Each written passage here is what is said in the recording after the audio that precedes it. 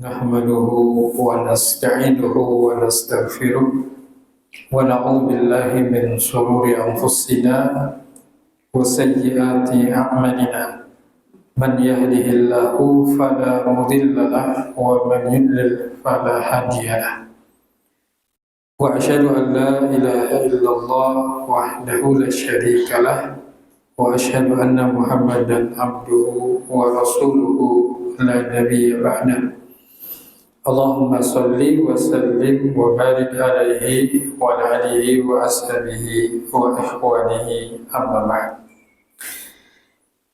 Bapak Ibu hadirin dan hadirat yang dirahmati Allah Subhanahu wa taala, melanjutkan kembali pembahasan kitab Mukhtasar Minhajul Qasidin yang disusun oleh Al-Imam Ibnu Qudamah Al-Maqdisi rahimahullah. Pada malam hari ini kita memasuki pembahasan Kitabul Halal wal Haram, ya, kitab tentang halal dan haram. Setelah kita membahas berkaitan dengan Kitabun Nikah, ya, kitab tentang pernikahan dan apa-apa yang berkait dengannya, nah maka Imam Ibnu Qudamah Al-Maqdisi rahimahullah membahas tentang kitab halal dan haram. Karena salah satu, ya, risiko dari pernikahan itu adalah berkaitan dengan, ya, mendapatkan penghasilan dari sesuatu yang haram, ya. Nah, Bapak Ibu hadirin dan hadirat jamaah salat maghrib yang mudah-mudahan dirahmati Allah Subhanahu wa taala, Al-Imam Ibnu Qudamah Al-Maqdisi rahimahullah mengatakan, "I'lam anna talabal halali fardun ala kulli muslimin." Ketahuilah bahwasannya mencari sesuatu yang halal adalah kewajiban bagi setiap muslim. Wa qad idda'a katsirun minal juhal adamal halal. Nah, sungguh kebanyakan orang-orang yang jahil, mereka itu apa? Mengaku sulit cari yang halal. Atau dikatakan di sini apa? Ya, tidak ada yang halal. Nah, maka di dalam perkataan mereka, ya, lam yabqa minhu illal ma'ul furat. Tidak ada sesuatu yang tersisa dari sesuatu yang halal illal ma'ul furat, ya, kecuali apa? Air sungai al-furat. Ya, yang dimaksud dengan al-furat di sini ma'ul azbu jiddan, ya. Jadi air yang memang apa? Ya, hanya untuk sekedar minum saja. Ya. Jadi yang namanya kebutuhan minum itu, ya, untuk satu orang, ya, minimal 2 liter sampai dengan 3 liter. Nah, artinya apa? Mereka mengatakan yang halal itu apa? Sedikit. Ya. Kalau orang sekarang mengatakan apa?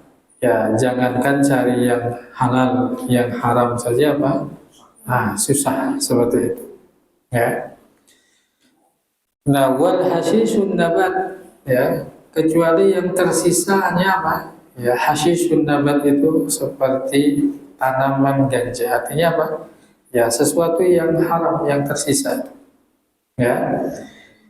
Nah, kenapa demikian? Wa ma'adda dzalika faqad afsadathu al-mu'amalatu al-fasidah. Ya. Karena, ya, selain itu semua, maka apa? Yang namanya, ya, muamalat itu sudah apa? Merusak. Jadi muamalat yang merusak itu telah apa? Ya, menjadikan, ya, sesuatu yang haram itu apa? Menjadi tersebar.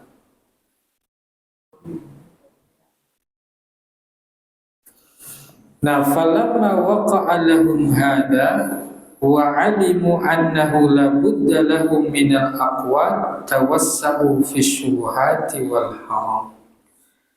Nah, maka ketika mereka itu atau kondisi seperti ini menimpa mereka dan mereka itu mengetahui bahwasannya, ya, mau tidak mau saya atau kami harus makan.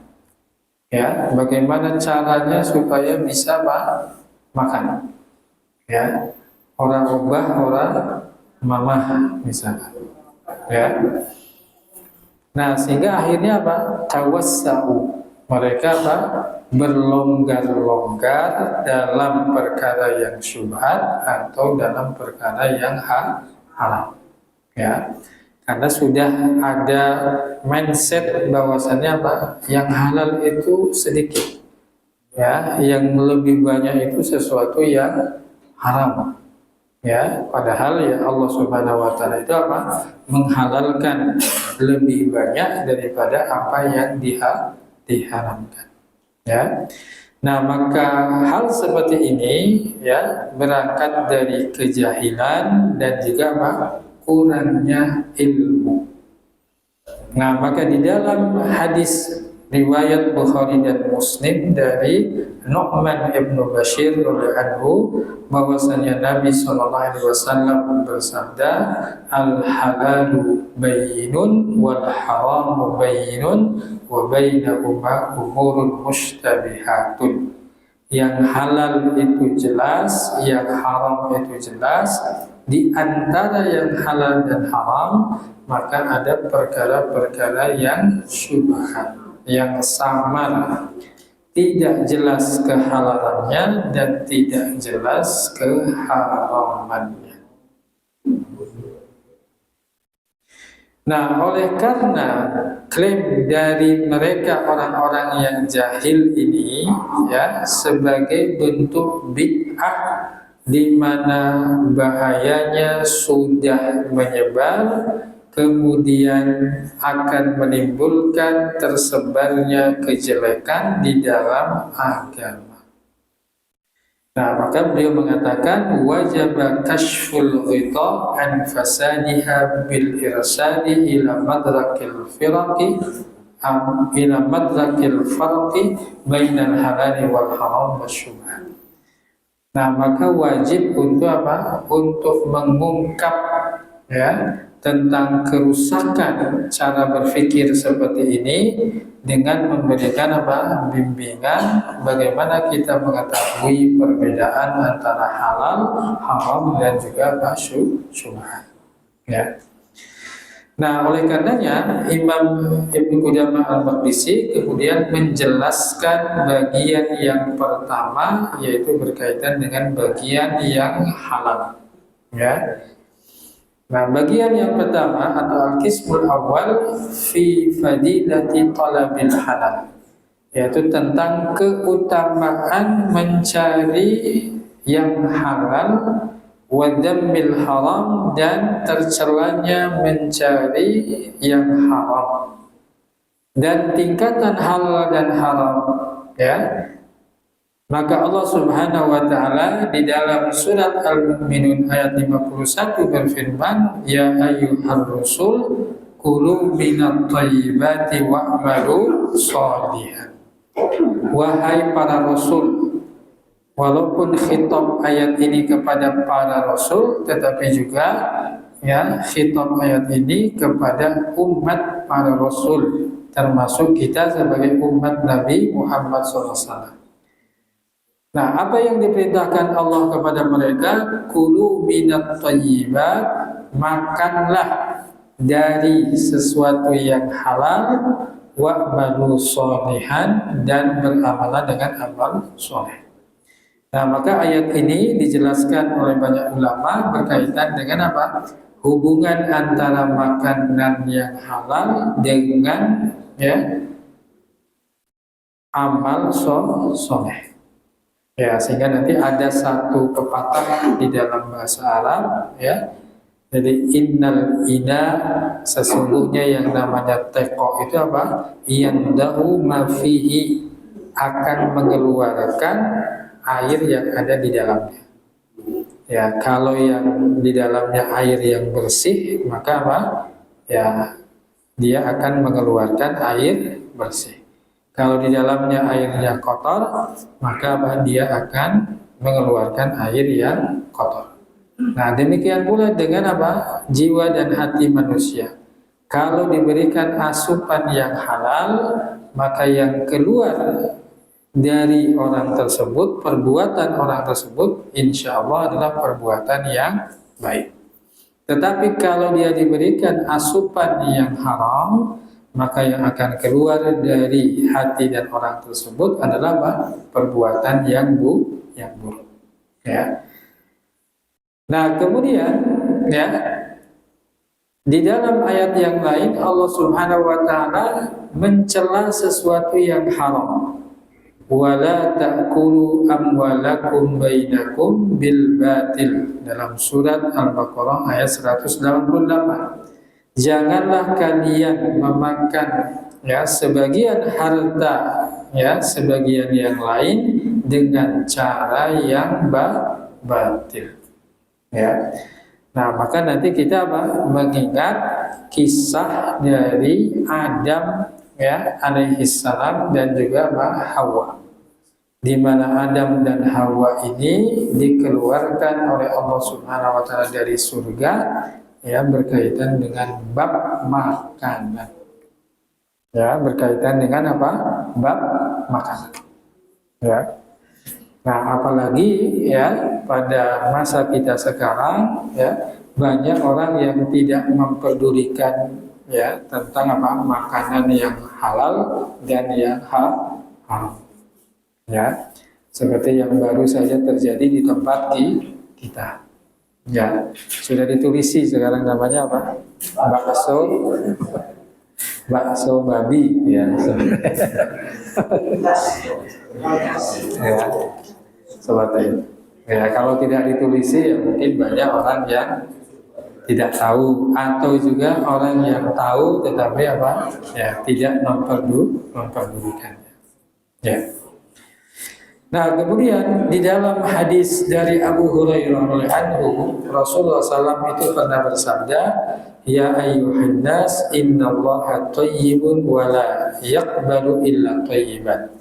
Wahai manusia, sesungguhnya Allah itu bersih, suci. Dia tidak menerima amal kecuali amal yang bersih ataupun suci.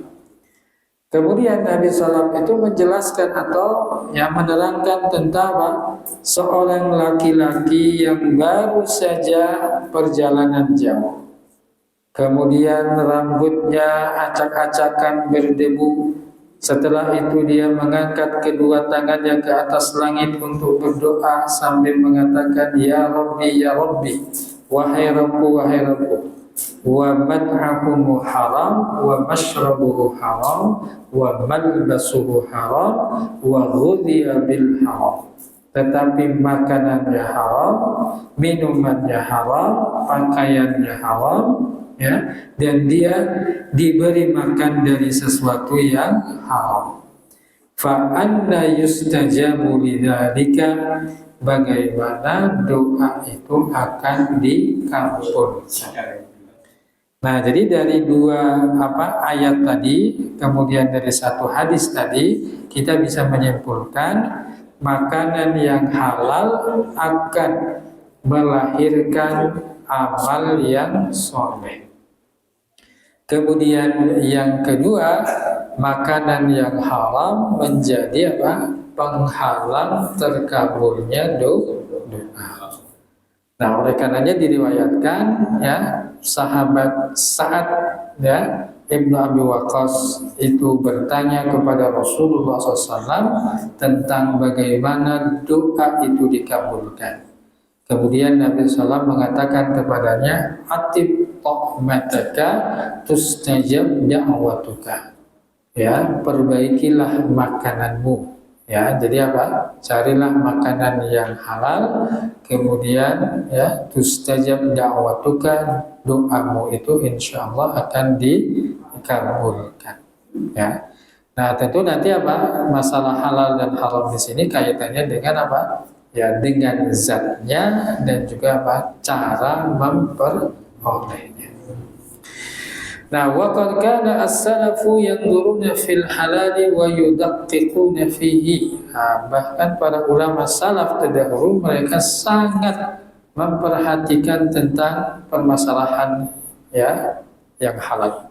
Bahkan mereka yudakikuna fihi, sangat-sangat teliti. Ya. Maka Abu Bakar As-Siddiq radhiyallahu anhu itu pernah memakan dari makanan yang itu syubhat. Kemudian beliau memuntahkannya. Nah, jadi kisahnya ini disebutkan dalam riwayat Imam Bukhari dari Aisyah radhiyallahu anha ketika ia mengatakan, kana li Abi Bakrin gulamun yukhriju lahu al-kharaj.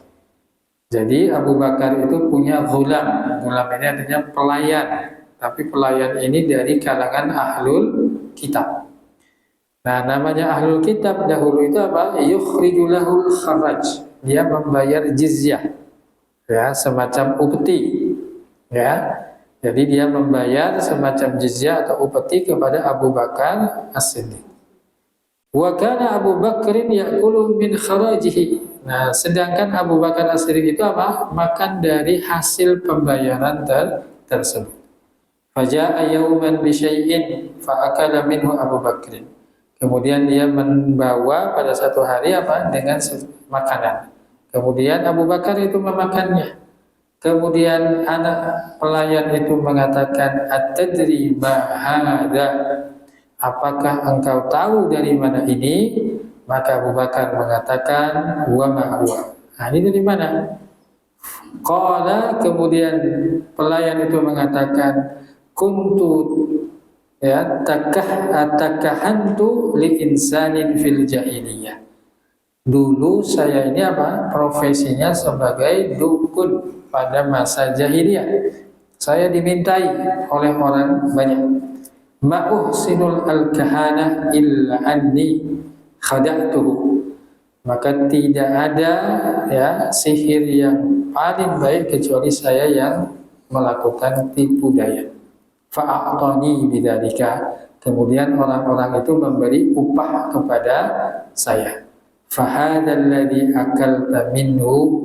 Nah, maka makanan itu dari hasil pemberian orang-orang tersebut ketika saya berprofesi sebagai dukun.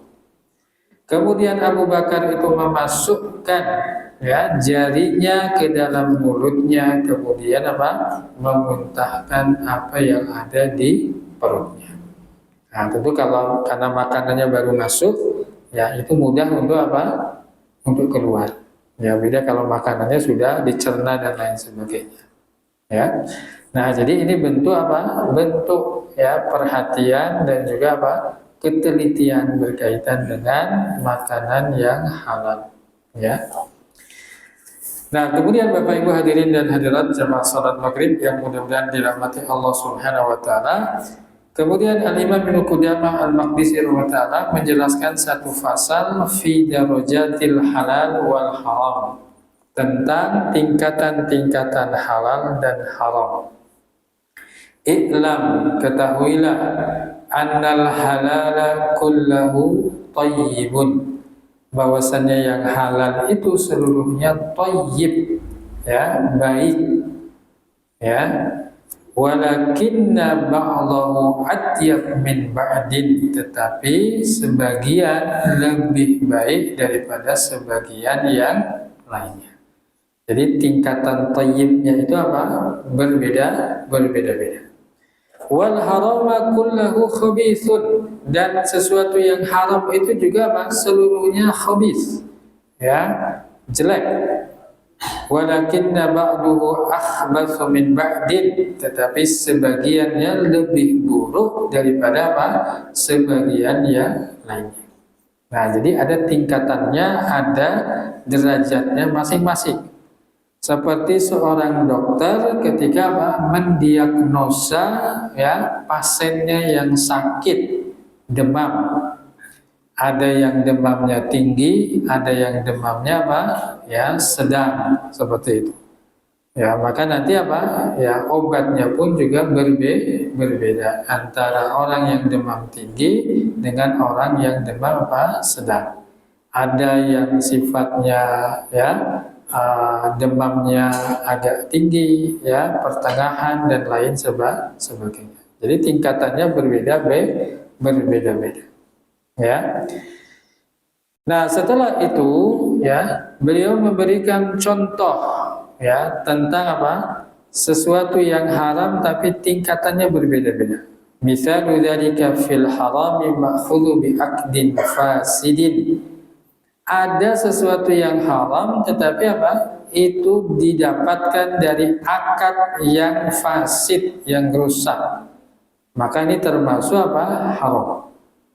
Akan tetapi keharamannya, tingkatannya itu apa? Berbeda dengan orang yang mengambil harta orang lain dengan cara apa? Paksa. Ya, disebut dengan begal seperti itu. Nah, maka apa? Orang yang mencuri mengambil dengan cara paksa ini apa? Lebih buruk daripada apa? Seseorang yang mendapatkan harta dengan akad yang ya fasid.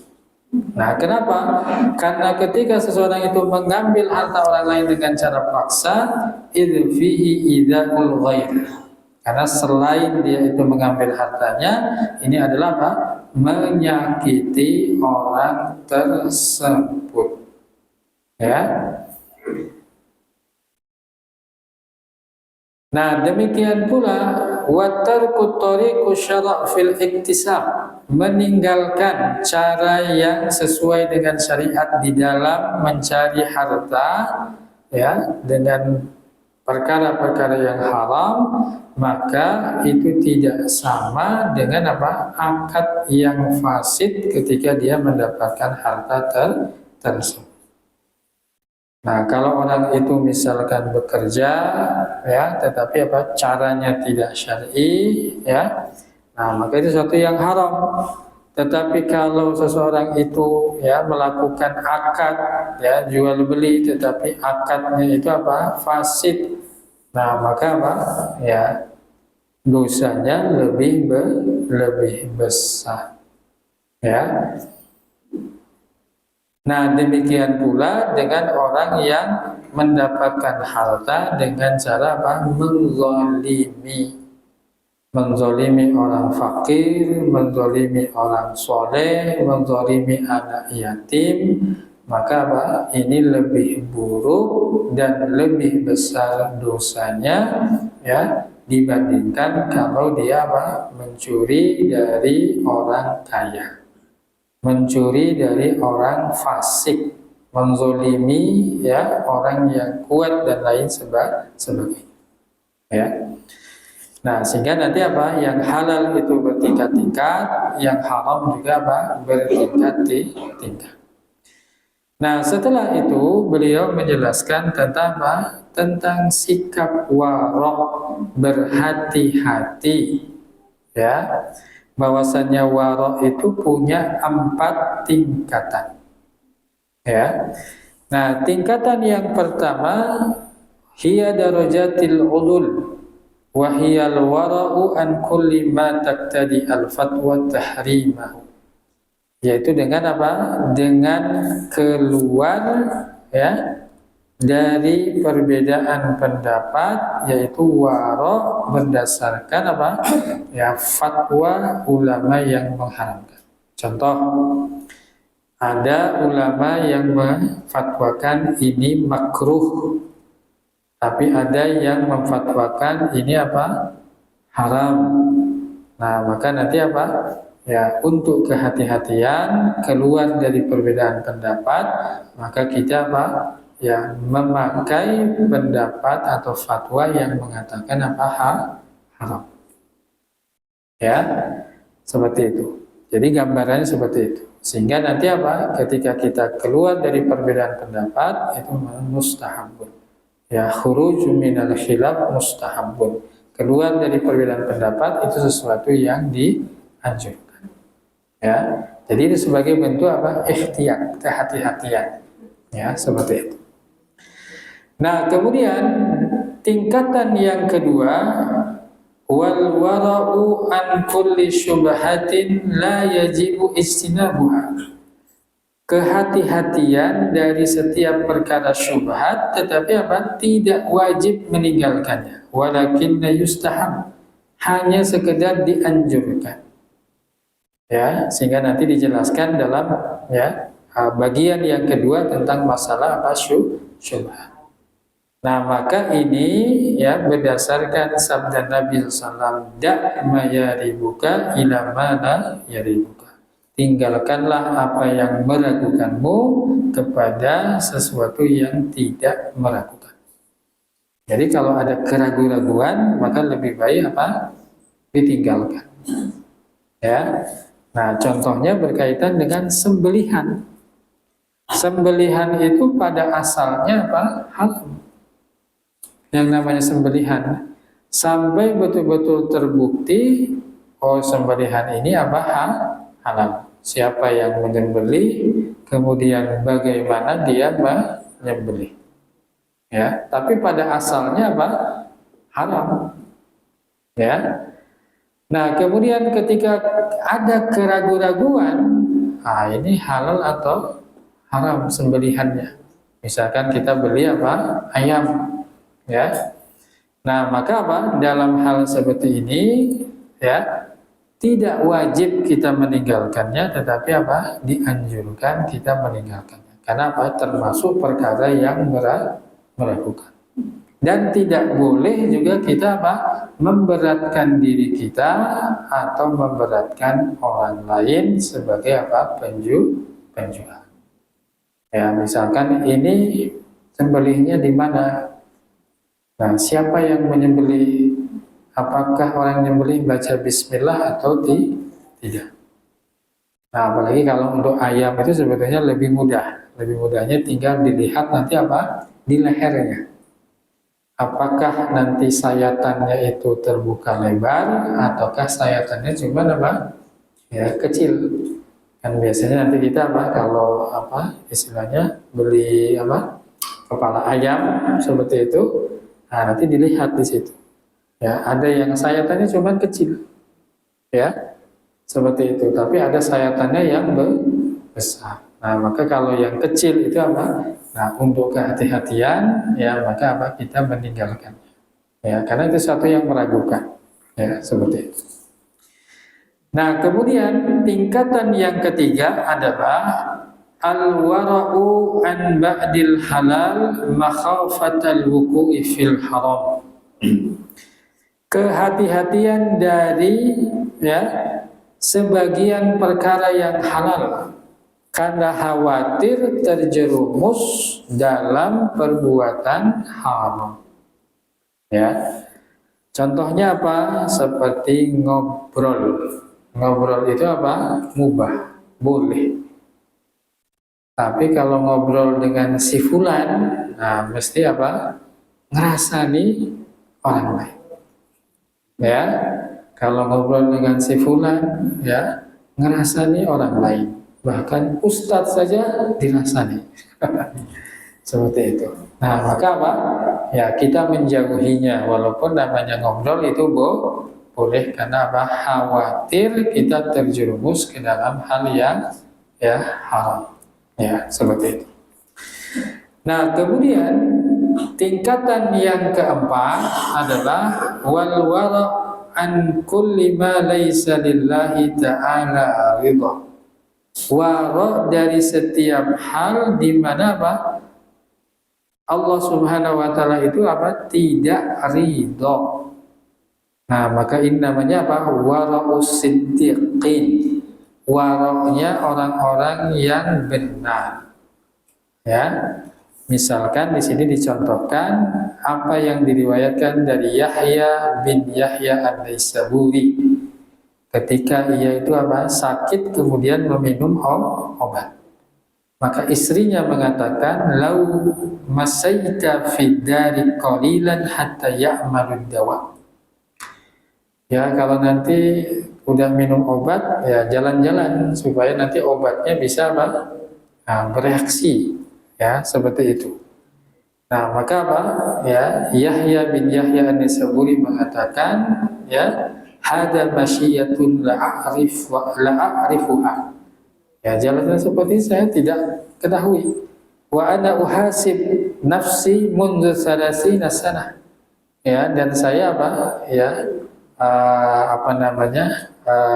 menghitung diriku atau bermuhasabah sejak 30 tahun yang lalu, ya, fahadar rajulun lam tahdirhu niyatun fi hadhil masyiyah tata'allaqu fid din. Nah, maka orang tersebut, ya, niatnya itu bukan berkaitan dengan masalah agama, ya. Falam yuqdim 'alaiha, kemudian dia tidak mengikuti apa yang menjadi sarannya.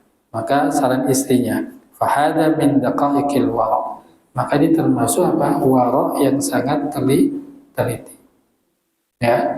Karena bisa saja nanti itu terjadi berulang-ulang, kemudian akhirnya ya, itu sebetulnya bukan bagian daripada agama, akhirnya diyakini menjadi bagian daripada agama, ya. Nah, kemudian kesimpulannya dalam pembahasan ini adalah bahwasannya wara' itu, ya, punya tingkatan yang minimal, punya tingkatan yang maksimal. Maka nanti wa bainahuma darajatun fil ikhtiyar, di antara keduanya itu ada ada perbedaan dalam masalah kehati-hatian. Nah, jadi nanti setiap orang itu bisa waroknya atau kehati-hatiannya itu berbeda-beda. Ya. Fakullama kana al-insanu ashadda tashdidan, kalau dia itu betul-betul sangat ketat, ya, artinya dia itu betul-betul berhati-hati, kana asra'a jawazan 'ala sirat wa akhaffi dhahran, maka dia itu orang yang nanti pada hari kiamat itu melewati sirat itu sangat cepat. Kenapa? Karena pertanggungjawabannya sedikit, ya. Kemudian lebih ringan di pundak, maksudnya tidak menjadi beban, ya. Oleh karenanya kedudukan seseorang di akhirat, maka itu akan berdasarkan perbedaan tingkatannya di dalam masalah wara', ya. Nah, sebagaimana juga yang namanya neraka itu punya tingkatan-tingkatan, ya, pada orang yang melakukan kezaliman berdasarkan tingkatan keharaman. Fa in syi'ta fazid fil ihtiyat wa in syi'ta fatarakhas li nafsika falaha tahtatu wa 'alaiha tarakhas. Ya, kalau mau, ya, kita bisa lebih berhati-hati, kalau mau pun kita bisa mengambil rukhsah. Ya, contoh tadi kita misalkan beli bakso, kita tidak tahu ini halal atau haram.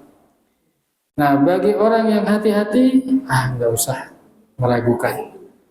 Tapi bagi orang yang memberikan rukhsah, kita kan nggak tahu, ya. Kemudian ada kisah yang disebutkan oleh Aisyah radhiyallahu anha, ketika Aisyah ini diberi daging dari orang yang baru masuk Islam. Kemudian menceritakan kepada Nabi, ya, kita tidak tahu apakah orang itu ketika menyembelih menyebut bismillah atau tidak. Apa kata Nabi? Ya, bacalah bismillah, kemudian makanlah. Ya. Nah, jadi nanti ya, setiap kita bisa berbeda-beda. Ya, ada yang misalkan ya sudah, ini kan rukhsah, kita nggak tahu ini halal atau haram, dan tidak boleh juga kita memberatkan diri dengan bertanya kepada orang yang menjual. Tapi juga ada orang yang dia lebih hati-hati, ya. Nah, oleh karenanya nanti kehati-hatian ini, ya, juga berbeda-beda, bertingkat-tingkat, ya. Nah, maka yang lebih baik tentu adalah yang lebih berhati-hati. Kenapa? Karena dia khawatir apa yang dimasukkan ke dalam perutnya apa yang diberikan kepada keluarganya, kepada anak-anaknya itu berasal dari sesuatu yang haram. Ya, kadang-kadang nanti misalkan ini sebagai penutup, ya, ada orang tua yang mungkin dia sudah berusaha untuk mendidik anaknya, tetapi anaknya ini ternyata tidak sesuai dengan harapannya. Ya, sudah konsultasi, ya, dan dia berusaha untuk mempelajari dan seterusnya seperti itu, tetapi orang tua itu lupa. Ya, bisa saja orang tua ini pernah memberikan kepada anaknya dari sesuatu yang haram. Ya. Nah, maka ketika ya, daging dan darah itu tumbuh dari sesuatu yang haram, ya, maka ya, nerakalah yang lebih pantas baginya. Ya. Nah, sehingga nanti hadis yang menyebutkan tentang innal halal bayyinun wa innal haram bayyin, ya, wa bainahuma umurun mustabihatun, nanti di akhir hadisnya itu disebutkan ala inna fil jasadi mudghah. Ingatlah di dalam tubuh manusia itu ada segumpal daging. Idza saluhat saluhal jasadu kulluh wa idza fasadat jasadu kulluh. Kalau segumpal daging itu rusak, maka akan rusaklah anggota badannya. Kalau segumpal daging itu baik, maka akan baik anggota badannya. Itulah yang disebut dengan namanya al-qalbu atau jantung. Ya. Jadi jantung itu memompa darah, ya, dan darah itu asalnya dari makanan yang dimasukkan oleh seseorang ke dalam tubuhnya. Kemudian nanti darah itu ya, akan beredar ke seluruh tubuh. Ya, ketika makanan yang dimasukkan sesuatu yang haram, kemudian dia berubah menjadi darah itu dipompa.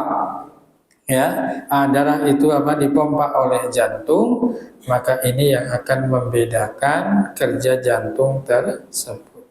Ya, nah maka kami itu pernah bertanya kepada orang yang bekerja di bidang forensik di rumah sakit. Ya, kemudian pertanyaannya, apakah jantung manusia antara orang yang beriman dengan yang tidak beriman sama atau tidak secara wujud fisiknya? Ternyata ya, beliau mengatakan secara wujud fisiknya tidak sama. Ya, nah, bagaimana tidak samanya? Kalau jantung orang yang beriman itu ya, merahnya merah seperti darah. Tapi kalau orang kafir, merahnya itu hitaman. Kemudian nanti ya, dagingnya segar. Ya, tetapi kalau orang kafir itu lengket. Ya, seperti itu. Jadi secara fisik saja itu sudah berbeda. Nah, maka nanti kaitannya dengan masalah seperti ya, ketika kita mendapatkan donor darah, mendapatkan donor ya, organ dan lain sebagainya, maka ya, kita tidak boleh menerima darah organ dari orang yang kafir. Ya, karena itu nanti akan mempengaruhi ya, ya, apa yang ada di dalam ya, badan atau fisik kita. Ya. Nah, Bapak Ibu hadirin dan hadirat yang mudah-mudahan dirahmati Allah Subhanahu wa taala, ini mungkin yang bisa kita bahas pada kesempatan malam hari ini, dan insya Allah nanti kita akan membahas pada bagian yang kedua tentang masalah ya, syubhat. Ya, artinya perkara yang tidak jelas kehalalannya, ya, ataupun juga keharamannya. Ya, insya Allah nanti kita akan bahas pada pertemuan yang akan datang. Nah, untuk pertemuan kita pada hari ini kita cukupkan. Wallahu a'lam bishawab. Wassallallahu Muhammadin wa ala alihi washabihi wa alhamdulillahirabbil alamin. Subhanakallahumma wa bihamdika asyhadu an la ilaha illa anta astaghfiruka wa atubu ilaik. Wassalamualaikum warahmatullahi wabarakatuh.